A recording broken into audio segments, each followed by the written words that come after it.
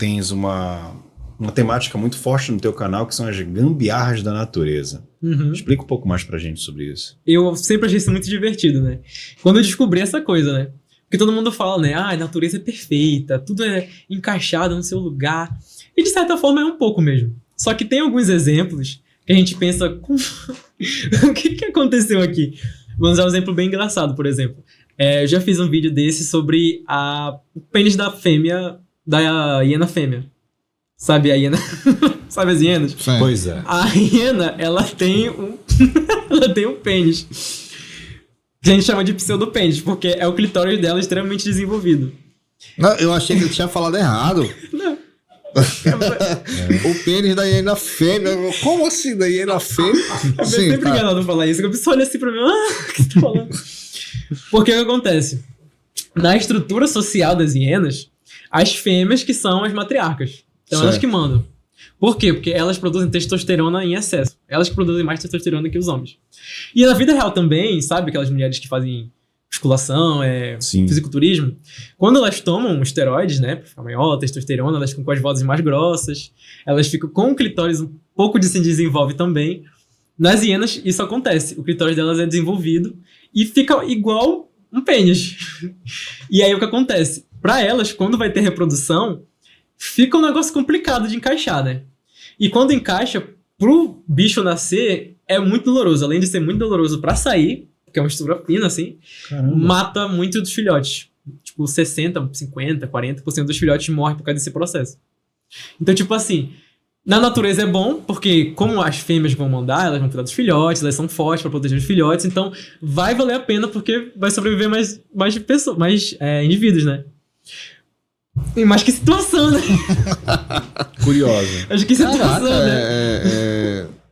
Mas assim, quando tu fala do termo gambiarra evolutiva para essa situação, como fazer essa relação de ser uma gambiarra e não porque, perfeita? Por exemplo, gambiarra não é um defeito. Sim. Mas é um ajuste técnico. Eu quero resolver um problema, vou resolver o que tem. O que dá pra resolver aqui? Por exemplo, tem um animal que ele é um javali, que o chifre dele, ele cresce pra sempre. E isso é muito bom, porque se você tem um chifre que cresce, se ele quebrar, ele volta a crescer. Só que se ele não quebrar, ele atravessa o crânio do animal e mata o bicho. Ou pelo menos causa muita dor pra ele. Então, tipo assim, eu podia criar um sistema que só cresce quando quebra. Mas não, é uma gambiarra porque eu vou fazer ele crescer sempre. Entendeu? Ele vai ficar crescendo pra sempre. E aí pode dar problema depois. Então, tipo, resolve o problema, mas é uma gambiarra, porque eu tô usando o que eu tenho lá, entendeu? Não existe um design pensado, entendeu? Algum estudo, por exemplo, para esse caso aí, assim, de ser uma falha, por exemplo, ou não? Não, é bom, por causa que, como ele cresce, quando quebrar, vai crescer de novo. Mesma coisa dos castores, por exemplo. Os castores, eles têm os dentes dele pra poder... Os dentes dele crescem pra sempre também. Por causa que, como eles estão em constante mordendo os negócios... Gasta. Né? Os alces também tem essa retirada do... Os alces já é diferente. Os alces, ele... Eu não sei exatamente qual dos dois é.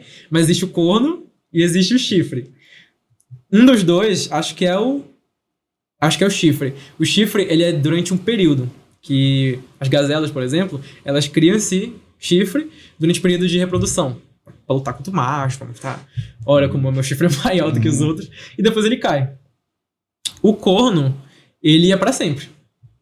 Essa é a diferença. Quando ele cresce, ele fica pra sempre lá. Aí eu posso ter confundido os dois assim, mas é mais ou menos isso. Os cornos. E o teu canal? Fala um pouco mais do teu canal. Como foi que surgiu essa ideia de trazer esse conteúdo que tu estavas estudando? Algo que você já desenvolveu não só na faculdade, mas como falou da tua curiosidade antes mesmo de ir para a faculdade. De repente condensar isso tudo na internet. Pois é. Principalmente isso aconteceu durante a greve das federais. Na greve das federais, ficou acho que 3 meses sem ter aula nenhuma. E aí eu não podia fazer nada, eu já estava cadastrado na faculdade. Né? E aí eu fiquei em casa por causa desse tempo. E aí eu comecei a estudar mais, né, na minha matéria, porque, tipo, a faculdade é um pouco cansativa, a gente não absorve direito as coisas. E aí teve um período que eu estudei pra cacete, principalmente sobre evolução, e eu descobri um monte de coisa legal. Principalmente sobre coisas como essas gambiarras. Que eu gostei, que, tipo assim, um canal que me inspirou bastante é Os Três Elementos. Eles também têm um podcast e tal. E aí eles falavam bastante sobre gambiarras da natureza. Aí eu gostava de ver bastante esses vídeos. E aí, entre outras coisas que eu fui descobrindo, eu pensei, eu acho que eu vou criar, pelo menos como um hobby. Se eu conseguir ganhar dinheiro, Sim. Deus quiser. Mas aí eu vou criar como um hobby e vou começar a produzir. Aí eu fui fazendo, assim, qual é o maior animal que existe, qual é o menor animal que existe. Cara de curiosidade, assim. Aí eu fui aprendendo como mexe, fui melhorando as coisas. Aí o primeiro vídeo que bombou foi um vídeo que hoje em dia eu não gosto tanto dele. Porque ele é meio complicado, assim, porque eu consegui irritar todo mundo nesse vídeo. Que foi o vídeo do olho humano. Foi o primeiro dia, o dia 1, provando que a natureza não é perfeita. Que eu falei sobre o olho humano. Que, basicamente, o que ele tem, né? O olho humano, a maioria da galera adora porque ele é uma estrutura muito complexa, ele é cheio de coisa legal. Mas ele tem uma coisa que não faz muito sentido. Apesar de que, evolutivamente, ele faz sentido. Que ele tem um ponto cego. Que, inclusive, você consegue enxergar. Esse ponto cego é a parte onde tem os nervos e os vasos sanguíneos que eles saem, né, do olho para poder ir no cérebro. Só que é um globo, né? E não é tipo um cabo que encaixa aqui, não. É um cabo que ele vai por dentro, ele puxa assim, aí ele sai. Entendeu? Certo. Sai. E aí deixa um ponto cego. Aí o cérebro pega a parte do outro olho pra combinar com o outro olho. Tipo, tem correção por IA. E aí eu fui falar, tipo, olha, se isso foi feito como um design, por que isso é assim?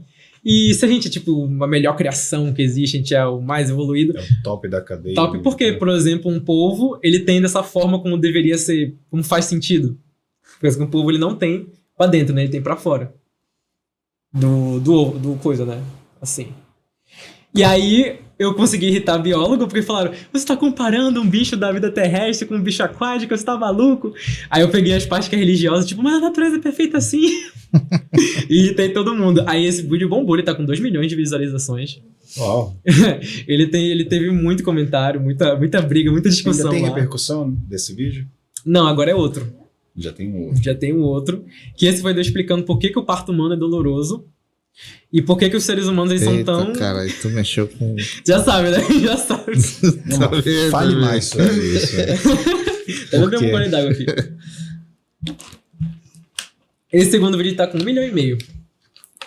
Aí esse teve discussões mais caloradas, né? Que eu já sabia fazer mais, né? Eu já pegava fonte. Eu comecei a botar fonte nos vídeos e tal. E aí o que acontece? Eu botei assim, provando que a natureza não é perfeita, a dieta não. Parto humano.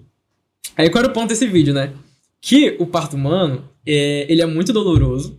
Em outros primatas, né, que é o nosso grupo, a gente chega nisso, ele não é tão doloroso. Tipo, a fêmea pega lá o bicho, já nasce lá já agarrando a mãe, entendeu? O bebê humano não, ele nasce, não consegue fazer nada. Tem que ser cuidado por um período muito longo. Aí eu correlacionei, né, bugiganga, né? O que acontece? Com a evolução dos seres humanos, a gente evoluiu de ancestrais que não eram bípedes. E aí teve um desenvolvimento no bipedalismo, por causa que começou a viver na savana.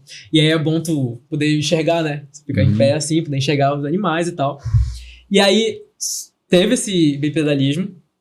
Quando teve esse bipedalismo, os ossos da bacia, eles encolheram. Por causa do formato do corpo, né? Sim. Eles encolheram.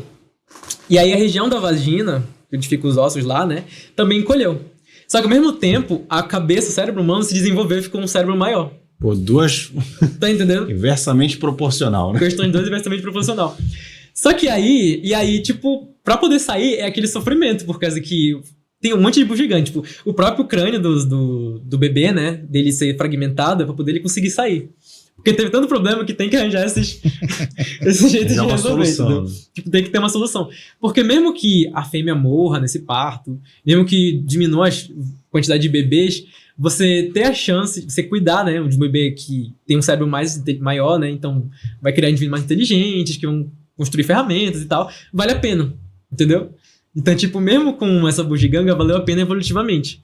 Mas aí a gente sofre com isso, entendeu? As mulheres sofrem com isso. Quer dizer que para ficar de pé, foi necessário ajustar o osso da bacia, isso fez com que reduzisse, mas com a evolução humana se tornou as cabeças maiores para poder comportar um cérebro maior.